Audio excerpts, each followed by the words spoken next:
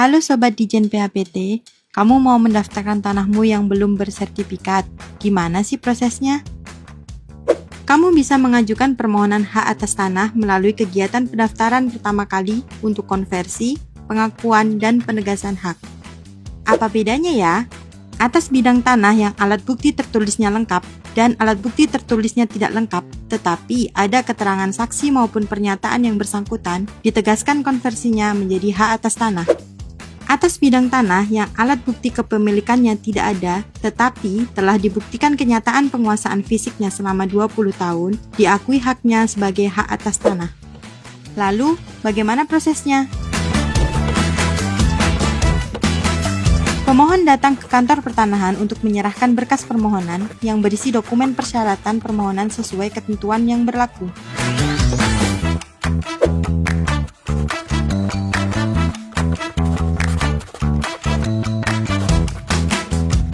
Petugas loket menerima berkas permohonan yang disampaikan oleh pemohon dan selanjutnya melakukan pemeriksaan dan mencocokkan dokumen yang telah disampaikan pemohon dengan persyaratan yang ditetapkan sesuai dengan ketentuan.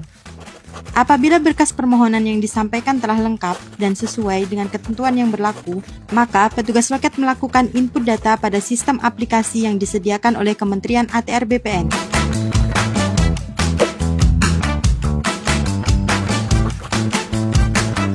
Setelah berkas permohonan dinyatakan lengkap, petugas loket menerbitkan surat perintah setor sebagai dasar pemohon melakukan pembayaran PNBP untuk layanan pertanahan.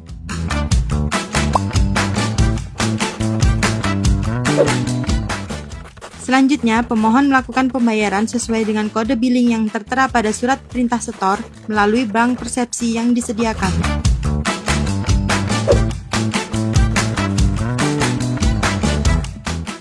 Perlu diingat bahwa PNBP yang disetorkan masyarakat melalui bank persepsi langsung kepada pemerintah.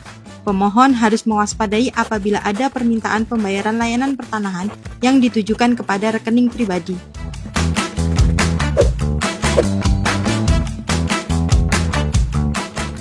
Setelah pemohon melakukan pembayaran, sistem akan melakukan konfirmasi pembayaran dan petugas loket menerbitkan surat tanda terima dokumen.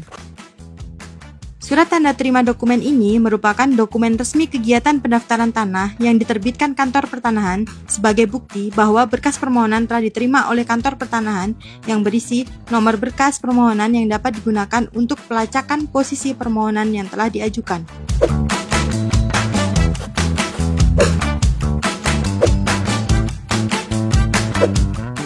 Setelah menerima surat tanda terima dokumen, pemohon diminta untuk melakukan pemasangan patok batas yang disetujui oleh tetangga yang berbatasan dan menunggu jadwal pengukuran dan pemeriksaan lapang.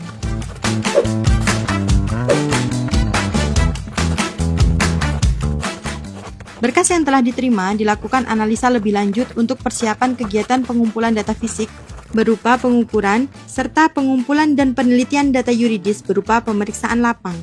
Selanjutnya, petugas kantor pertanahan akan menjadwalkan kegiatan dimaksud serta memberitahukan kepada pemohon. Petugas kantor pertanahan datang ke lokasi bidang tanah untuk melakukan kegiatan pengumpulan data fisik serta pengumpulan dan penelitian data yuridis. Perlu sobat ketahui bahwa pada saat kegiatan ini harus dihadiri oleh pemohon, tetangga yang berbatasan atau kuasanya, dan didampingi oleh perangkat desa setempat. Kegiatan pemeriksaan lapang ini sangat penting ya sob. Jadi, pastikan kamu selaku pemohon dan pihak-pihak yang berkepentingan hadir. Setelah bidang tanah dilakukan kegiatan pengumpulan data fisik serta pengumpulan dan penelitian data yuridis, maka dilanjutkan dengan pengumuman yang memuat data fisik dan data yuridis bidang tanah yang dimohonkan haknya untuk memberikan kesempatan bagi pihak yang berkepentingan mengajukan keberatan atas data fisik dan yuridis mengenai bidang tanah yang dimohon pendaftarannya.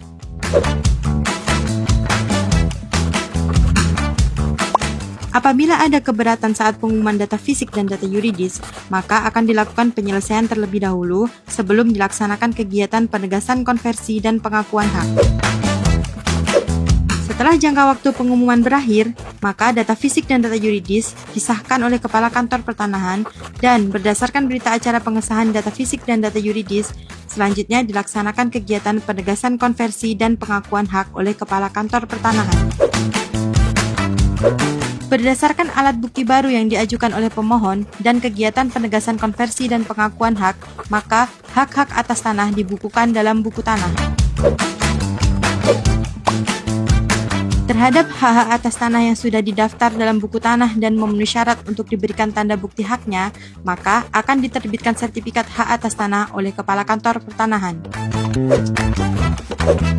Setelah sertifikat terbit, kepada pemohon diberikan notifikasi bahwa sertifikat elektronik telah ada pada berangkas elektronik masing-masing pemegang hak.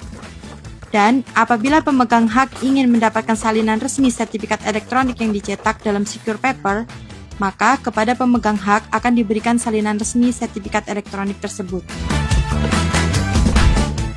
Mudah bukan? Jadi, ayo urus sendiri sertifikatmu. Ada oknum nakal? Adukan saja melalui kanal resmi Kementerian ATR BPN.